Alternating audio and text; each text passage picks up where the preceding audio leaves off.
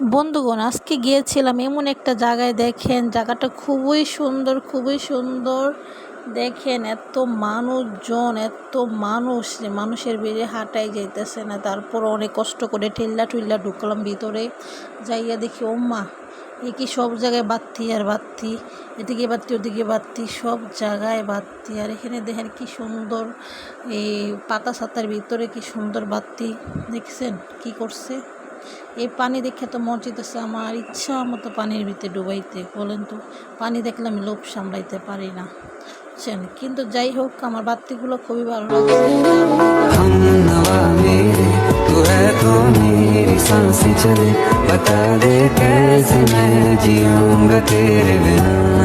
তো এখানে আবার দেখি আইসা ও মাটির হাঁড়ি পাতিল, দেখছেন ছোট ছোট হাঁড়ি পাতিল।